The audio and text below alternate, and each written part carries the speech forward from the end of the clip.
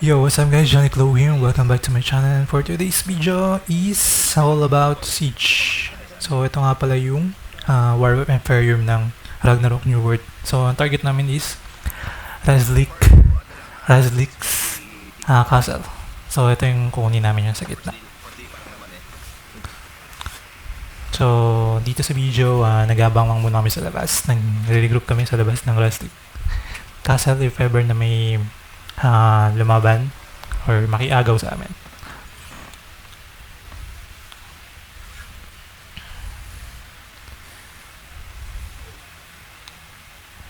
So yun, 30 seconds before mag-open yung castle. Full buffs lahat. Tapos lahat ng move speed na item buffs saka skill na gamitin namin.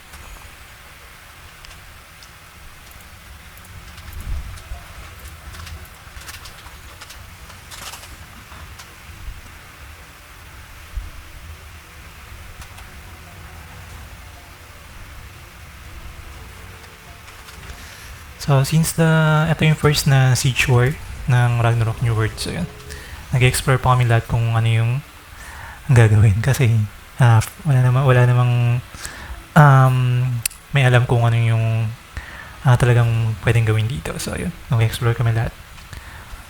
So may mech dito, pwede nga palang sakyan tong mech na to, yung robot sa gilid. So dito merong first flag, so kukunin nyo yan para once na makuha nyo yan, pwede na kayo mag-teleport dyan pag namatay kayo. So yun, tatapakan lang lahat ng guild member para makuha nyo yung flag na yan. So ito sa taas, sa top right may makikita ang icon, pag napuno yan makuha nyo na yan. So yun, once na nag-blue na, sa inyo na yan. Then if ever namatay kayo sa nakipag-PvP kayo dito, pwede kayo mag-respawn doon. Then ito yung parang guard. Sa first door si Orkiro, kailangan lang patayin yan.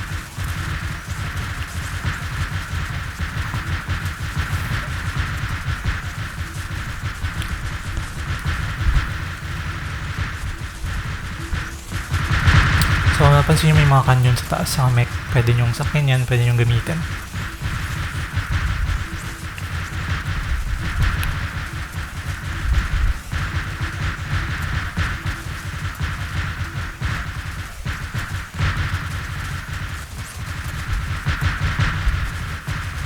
Natin yung bawal yung baka malakas. So dito sa video na to guys, wala kaming kalaban, walang naipag-PvP sa amin para umagaw dito sa Razlik's na castle.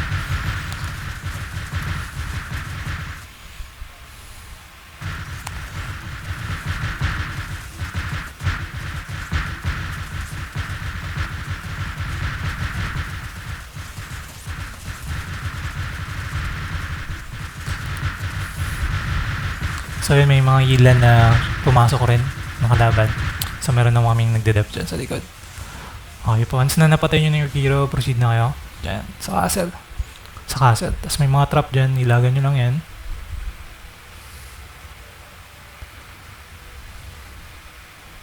Tapos dito yung second, yung pinto naman, yung ornate gate, kailangan nyo sirain.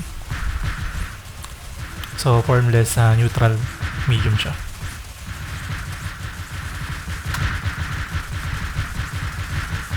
So yan yung map nya.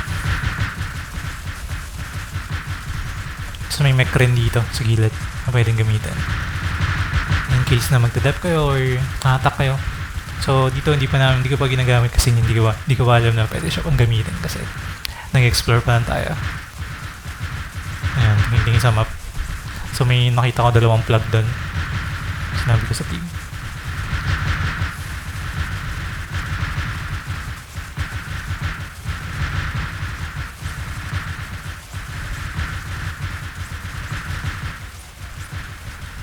Itong sa left and right. So kailangan lang kunin yan after masira tong door na to.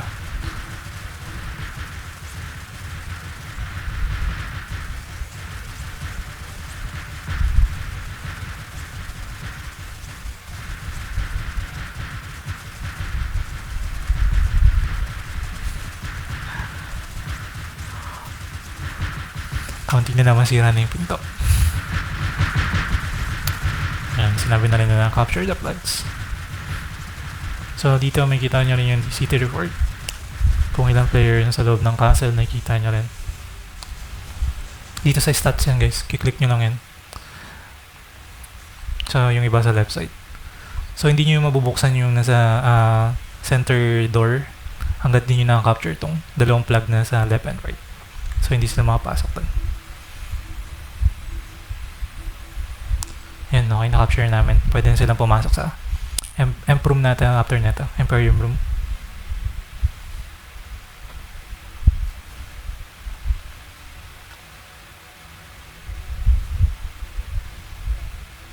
So, yun nga, Emporium room nga. So, kailangan lang namin basagin to para ma-capture itong castle.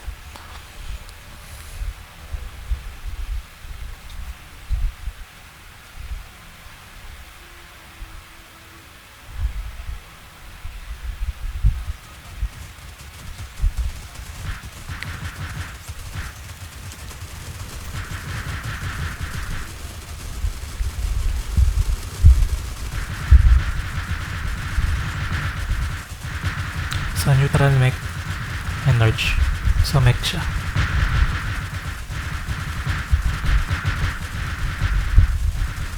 Ganda na itsura ng Imperium ngayon dito. Ayan.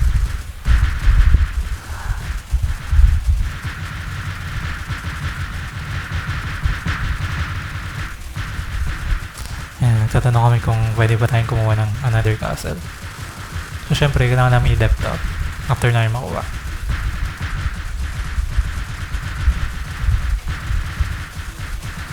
So yun, 1 damage lang pala. Kaya nag-normal attack muna ako. So yun, after nyong makuha, lalabas yung guild name nyo. Tapos yun yung nakabasag na Imperium.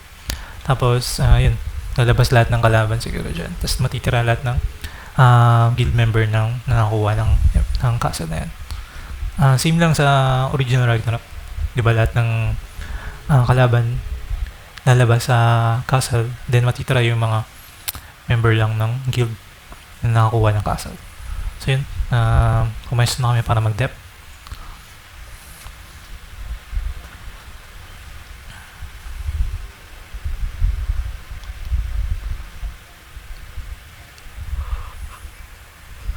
Yung iba, naiwan sa Imperium para mag-depth.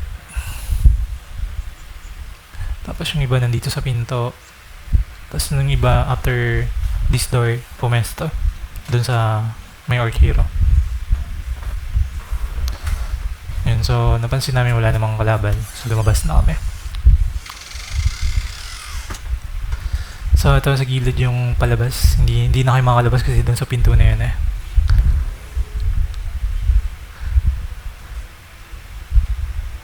So dito sa portal yung palabas. So mali ako nang pasok dito. Kasi green. Sa green portal ako pumasok. So bali bumalik lang ako dito. Ayun, nasa loob ulit ako. So yun. Ayan, hindi makalabas. So doon lang yung daan niya sa portal. Then na-realize ko na hindi dapat doon sa green portal kasi papasok yun eh. So yun. Okay, so may number naman siya. Yung number 1, yung exit. Tapos yung number 2, papunta sa other tower yan. Kung gusto nyo pumesto. Para mag-depth. So yun, in-explore na lang namin kung anong yung pwedeng gawin pa dito. So yung hero, naging ano namin, defender na namin siya. And explore namin yung buong map. Para next na siege, alam na namin yung gagawin namin. So may nagbabantay rin ng flag. Okay.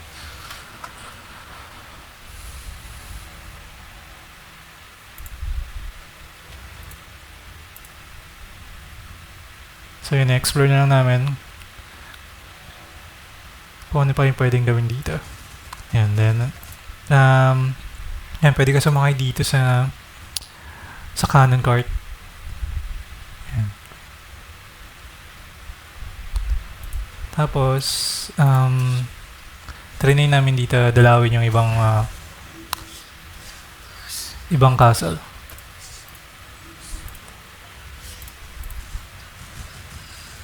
ako kila Bunja. Shoutout Bunja.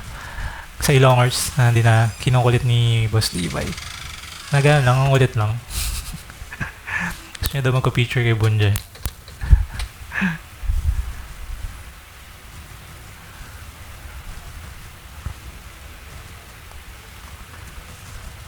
So, ito yung Ilongers. Yung kaso na nagtadap siya sa entrance.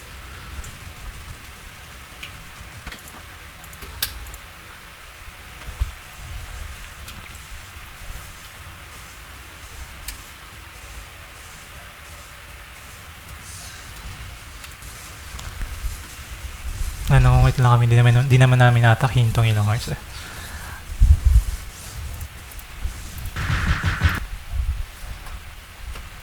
So, nag-decide kami atakihin yung, tatry lang namin atakihin yung lower right. So, yung kalahati lang atake. Tapos yung kalahati ng guild member namin magde-dep. So, hindi naman kami lahat. Try na namin sugurin tong Havoc Castle. Para makipaglaro lang din. Then, ma-experience yung PvP. Then, magka-points rin kasi kailangan ng points dito. Para may makuha kang reward.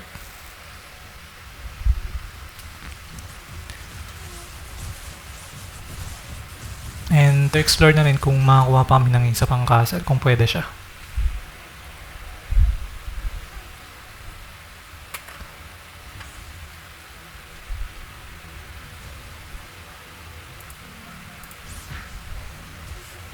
So, nagdadep yung Havoc. Ayan, huli-huli kami kasi wala namang command eh. So, bahala na kayo makipag-PvP. Nag-enjoy lang kami dyan.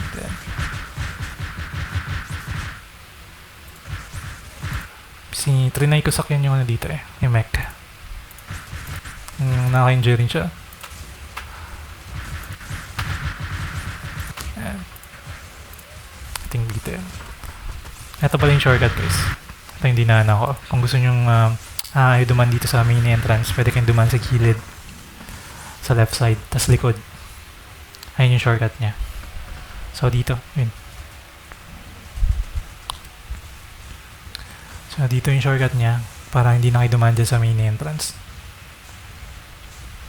Pagpasok nyo dyan sa hidden passage, pasok kayo sa green na portal.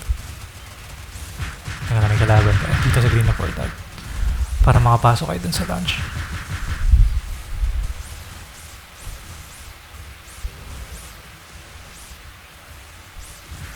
So yun sila nagdadap yung Havoc.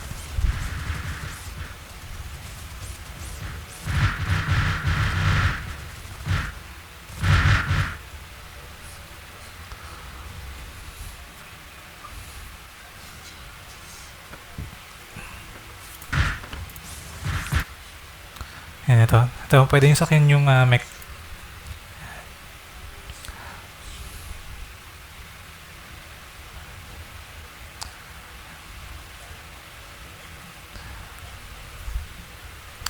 Yan, tapos may mga skill siya na sa baba, na 1, 2, 3. Ito, pipindutin niya. Yan, kung gusto makigulo, manggera.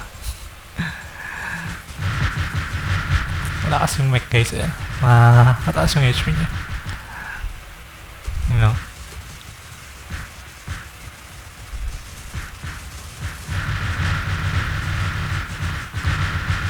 So para ka naging MVP boss.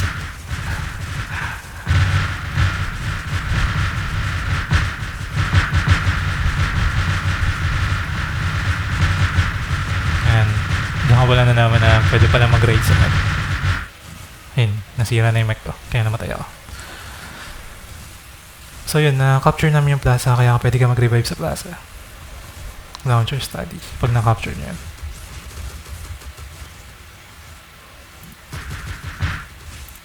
Ayun na, nakipagkulitan na kami dito. Eto, trinay ko yung yung cannon.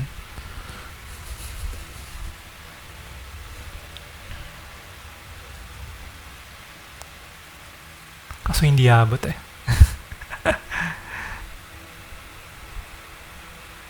Ayun sila nag-depths dun sa plaza.